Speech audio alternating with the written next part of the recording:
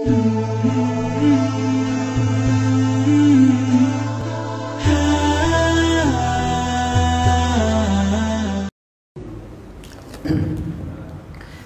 kita mulai. Bismillahi, assalamualaikum warahmatullahi wabarakatuh. Innal hamdalillahi nahmaduhu wa nasta'inuhu wa nastahdihi wa natubu ilaihi min syururi anfusina wa sayyiati a'malina. May yahdihillahu fala mudilla lahu wa may yudlilhu fala hadiyalah. Ashhadu an la ilaha illallah wahdahu la syarika lah wa ashhadu anna Muhammadan abduhu wa rasuluh la nabiyya wa la rasulahu ba'dah. Qala Allah ta'ala fil Qur'anil Karim, a'udzu billahi samii'in alim minasy syaithanir rajim. Ya ayyuhalladzina amanu taqullaha haqqa tuqatih wa la tamutunna illa wa antum muslimun. Wa qala Rasulullah sallallahu alaihi wa ala alihi wasallam, ittaqillaha haitsuma kunta wa atbi'i sayyi'atal hasanata tamhuha wa khaliqin nasa bihulukin hasanin. Iwani rahimakumullah, alhamdulillah kita bersyukur kepada Allah Subhanahu wa taala. Pada malam hari ini Allah mentakdirkan kita untuk kembali bermuajahah, bertatap muka di masjid yang mulia ini, di majlis yang kita berharap menjadi sebab kelak kita bisa saling berhujah di hadapan Allah Subhanahu wa taala untuk memberikan syafaat dengan izinnya. Sungguh beruntung manusia ketika ditakdirkan oleh Allah berkumpul dengan orang-orang yang baik, karena tabiat kebaikan itu memiliki dua kemungkinan. Apakah dia akan bertemu dengan orang-orang yang baik, berarti sifatnya adalah aktif, atau orang yang baik akan ditemukan oleh orang-orang yang baik, berarti sifatnya adalah pasif. Dan semoga kita termasuk orang yang aktif mencari sebuah kebaikan, sehingga Allah Subhanahu wa taala mengumpulkan kita dengan orang-orang yang baik dan kelak dimasukkan ke dalam salah satu dari jannah Allah Subhanahu wa taala. Amin ya rabbal alamin. Salawat dan salam semoga tercurahkan pada Nabiullah Muhammad sallallahu alaihi wa ala alihi wasallam, pada keluarga, sahabat tabi'in dan tabi'ut tabi'in, serta orang-orang yang istiqamah menjalankan sunnah-sunnah beliau hingga yaumil qiyamah.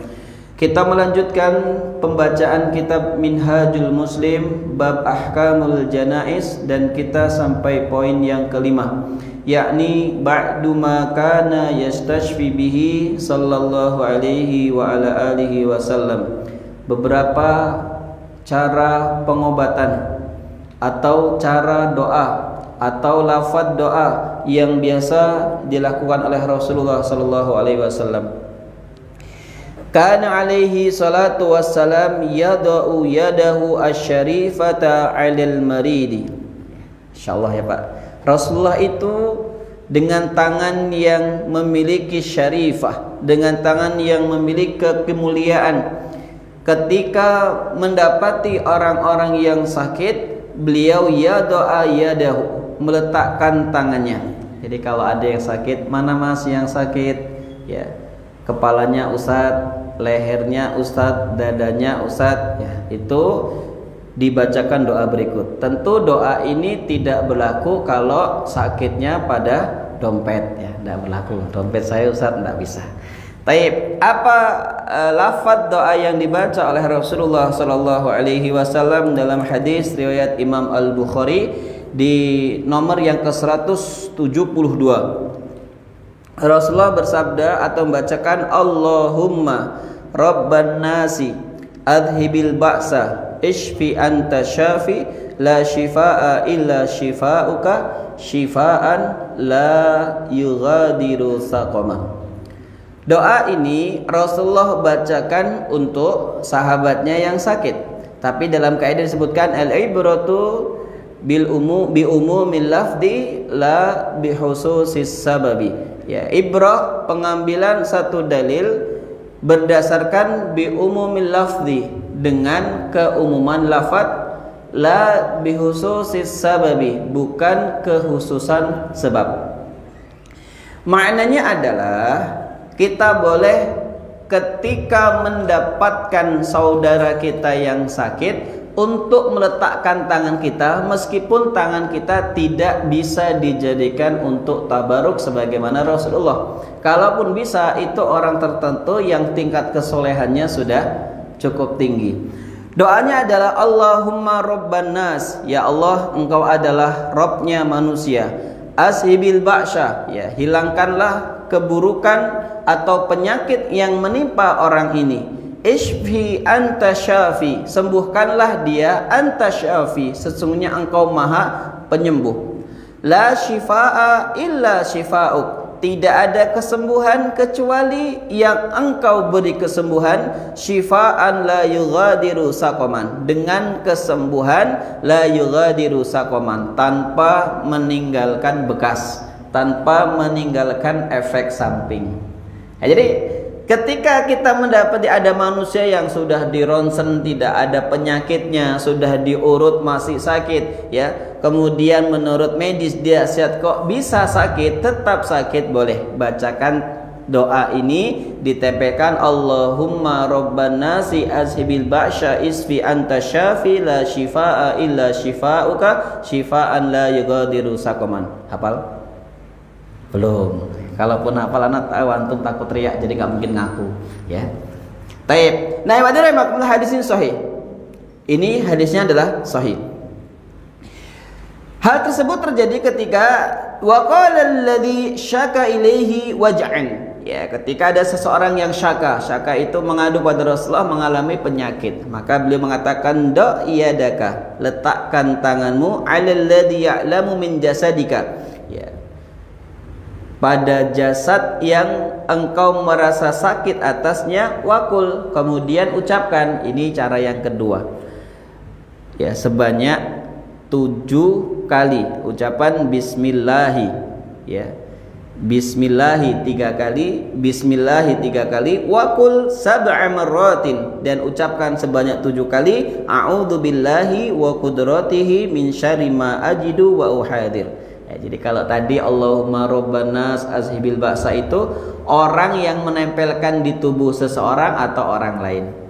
Kalau yang kedua ini kita tempelkan sendiri, misalnya dada kita sering deg-degan gitu ya, kayak ngelihat ahwat lah gitu, deg-degan gitu ya. Itulah yang namanya cinta gitu ya. Tempel kok deg-degan. Nah, itu kita mengucapkan basmalah 3 kali. Bismillahi, bismillahi, bismillahi, ya. Kemudian setelah itu, tapi ditempelkan ya.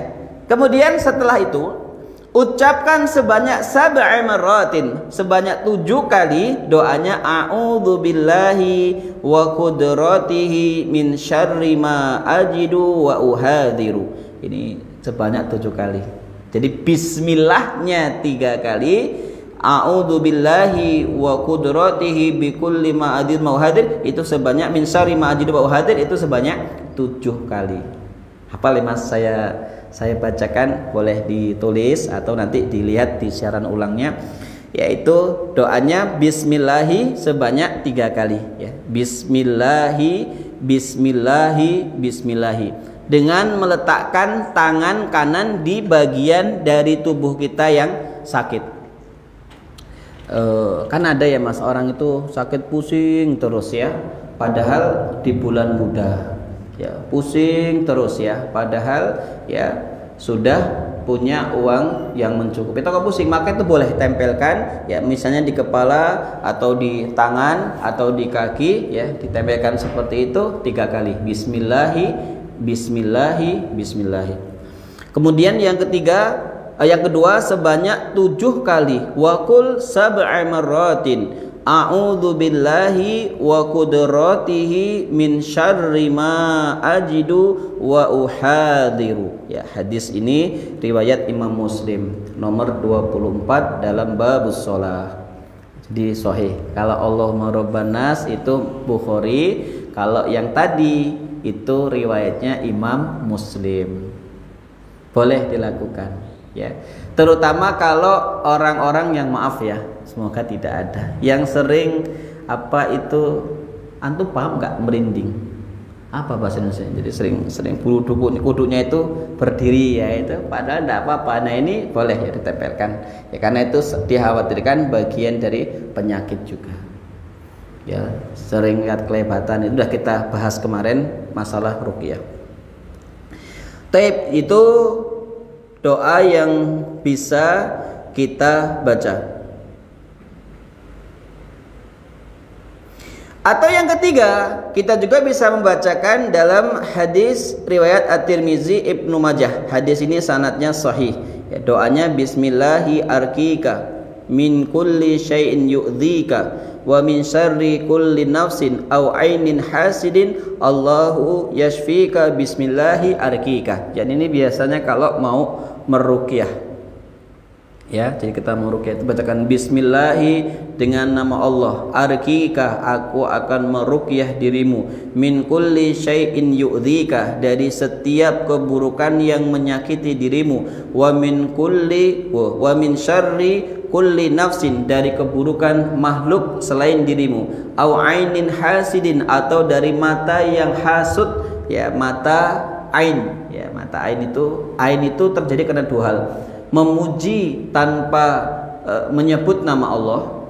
Kemudian ain juga ini memandang dengan pandangan hasud. Bukan lagi hasad tapi hasud. Ketika kita di Tanjung Putus sudah saya jelaskan beda hasad dengan hasud. Ya tidak usah diulang lagi. Jadi ketika antum terlihat sukses, nah itu orang mudah-mudahan bangkrut, itu namanya ainin fi ainin hasid. Mata yang memandang untuk sebuah keburukan. Atau antum rumahnya diganti catnya, langsung ngomong indah banget ya, tanpa ngomong masya Allah, tanpa ngomong subhanallah, itu namanya ain. Makanya bagi kita yang suka posting foto, apalagi anak kecil, nah itu sebaiknya baca masya Allah ya.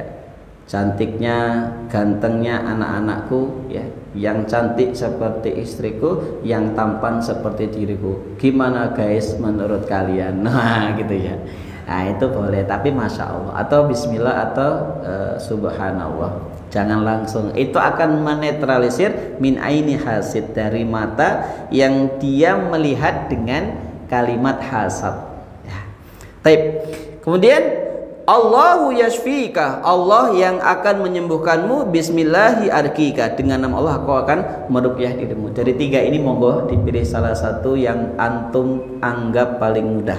Riwayat Imam Bukhari, riwayat Imam Muslim, atau At-Tirmizi, Ibnu Majah. Semua riwayat ini sahih dan boleh dilakukan ketiganya. Dan pertama tidak sembuh, boleh yang kedua, boleh yang ketiga, terus berulang sampai pengaruh sakit dalam tubuh kita ini ya beransur-ansur hilang.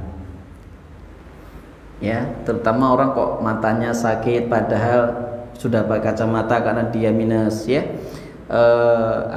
Tenggorokannya ya, kalau untuk ngaji kok seperti tercekik ya boleh dipegang seperti itu ya. Nah, atau tangannya ya kadang sering gerak-gerak sendiri, kadang-kadang sakit di sini, di situ ya pindah lagi ke sini gitu. Nah itu dibacakan tadi, milih salah satu ruwat yang ada. Ini yang kelima dari bab apa yang harus dilakukan ketika seseorang sakit. Yang keenam, jawazul istibabah lil kafir wal mar'ati. Bolehnya kita berobat ya dengan dokter kafir ya, dengan dokter non muslim, dan boleh juga laki-laki berobat dengan dokter perempuan atau perempuan berobat dengan dokter laki-laki, boleh ya. Ajma'al muslimuna ala jawadi mudawatil kafir idza kana aminan lil muslimi. Telah sepakat para ulama bolehnya kita berobat dengan dokter yang kafir, yang non muslim, idza kana aminan, dengan catatan dia orang yang amin, terpercaya, lil muslimi, di tengah kaum muslimin. Kalau dokter itu sudah terkenal suka menyakiti kaum muslimin, sebaiknya cari dokter lain. Tapi insya Allah banyak dokter yang mereka sudah sumpah profesi atau sumpah jabatan, insya Allah mereka rata-rata amin ya, insya Allah mereka itu terpercaya. Wa ala jawazi mudawatil rajuli lil mar'ati, dan boleh laki-laki berobat dengan perempuan, wal mar'atu li rajuli, atau perempuan dengan laki-laki. Tapi perhatikan di sini fi halid darurati, dalam keadaan darurat.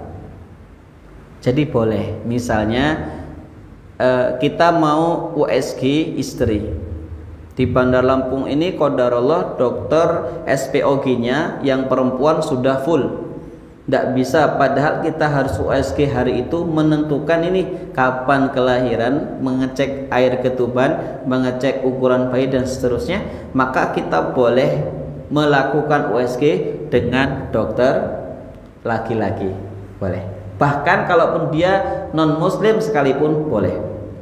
Karena sebenarnya yang mengusap-ngusap itu biasanya perawat perempuannya, ya dokter kan megang alat, jadi tidak ya. Nah ini Bu panjangnya sekian gitu biasanya ya, ini beratnya sekian, air ketubannya baik, kemudian perkembangannya baik, jantungnya, nah itu beliau megang alat, jadi nggak menyentuh langsung tubuh wanita istri kita. Makanya saya berpesan kepada antum yang sekarang istrinya lagi hamil, kalau nanti melahirkan, kalau saran Ustadz sih ya, kalau memang bisa lahir normal sebaiknya dengan bidan atau dokter perempuan. Kecuali kalau sesar dokter perempuan nggak bisa, boleh dengan dokter laki-laki. Tapi kalau masih bisa normal, sudahlah ya, kita dengan dokter perempuan. Karena namanya melahirkan itu ya tetap aurat paling berat itu pasti maksyuf, pasti tersingkap. Ya kalau memang masih ada bidan, kan kita banyak bidan-bidan yang muslimah, ya kepada mereka saja. Terus yang kedua, kalau memang harus ke dokter perempuan. Kalau nggak ada juga Ustadz, ya sudah dengan laki-laki. Ya seperti itu. Kalau memang nggak ada lagi. Tapi kalau memang ada yang cuma itu, ya karena untuk menjadi spesialis kandungan itu untuk perempuan tidak mudah. Konon yang tes 10 yang lulus cuma 2, yang 8 tidak lulus. Laki-laki sebaliknya, tes 10 yang gugur 2, yang 8 lulus. Kenapa? Ya biasa ngelihat darah kan. Perempuan ngelihat darah kan langsung lemes. Biasanya gitu. Makanya tidak apa-apa kalau misalnya melahirkan dengan dokter laki-laki, tapi kalau masih ada dokter perempuan itu lebih bagus. Kenapa? Karena ya dia walaupun ya dia perempuan bukan mahram atau bukan keluarga kita, kalaupun melihat aurat terberat ya dalam kondisi darurat. Tapi kalau laki-laki kan ya namanya laki kan kita tidak bisa megang, meskipun secara fikih boleh kalau memang hanya dokter itu yang bisa menolong istri kita, tidak apa-apa, boleh. Taib ini istakhdama Rasulullah sallallahu alaihi wasallam ba'dul musyrikina fi ba'di syu'un. Ya wa kana nisa'us sahabah yudawina jurha fil jihadi ala ahdi Rasulullah sallallahu alaihi wasallam. Karena Rasulullah sallallahu alaihi wasallam itu pernah ya meminta bantuan pengobatan dari para musyrikin. Kan ini hablum minanas saja, tidak apa-apa.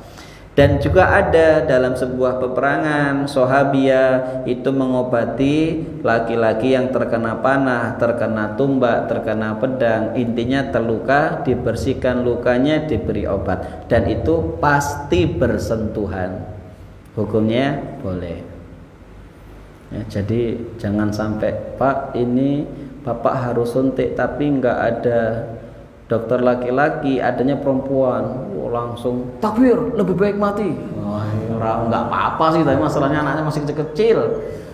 Mati enak, tapi kan yang ditinggalkan itu, apalagi mertuanya kan kasihan.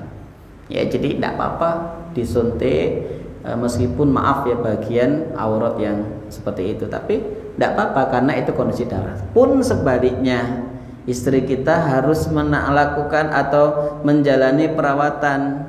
Kata dokter, maaf Pak, kami harus melakukan tindakan A, dan itu menyingkap auratnya, bagian dada misal, tidak apa-apa kalau memang dia ahli ya, karena itu dalam kondisi darurat.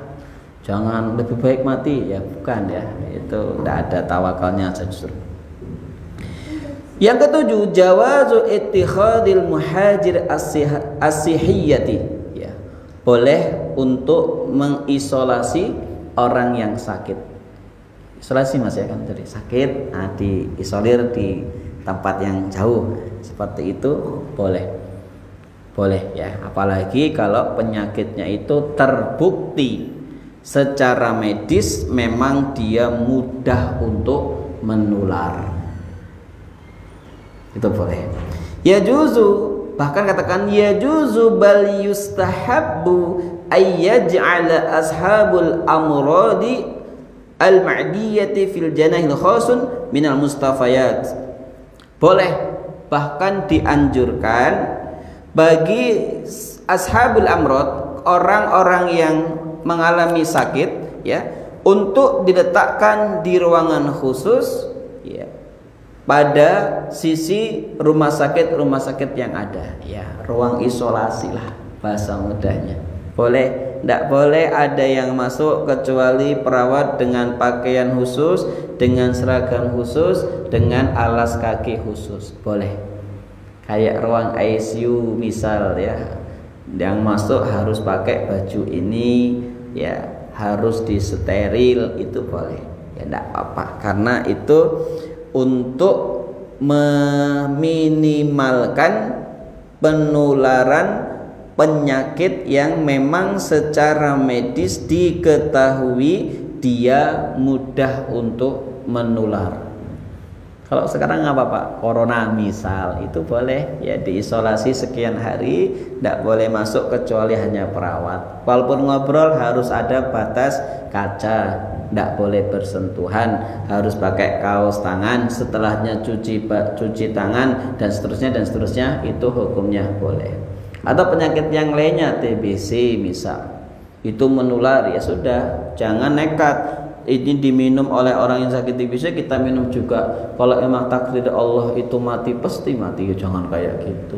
Mati itu gampang, tapi yang ditinggalkan itu kan banyak. Lagi hutangnya banyak, ya jangan mati dulu, ya nunggu melunasi hutangnya. Jadi kadang orang itu pola pikirnya kadang-kadang Jabariyah, kadang-kadang Qadariyah dalam mensikapi takdir. Tidak boleh.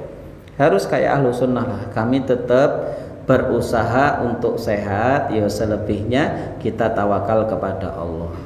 Seperti itu. Jangan kalau memang saya mati walaupun tanpa ini pasti akan mati Ustaz. Iya, mati itu pasti. Pasti, ya cuman kan kita belum tahu, maka kita wajib untuk memberikan yang terbaik.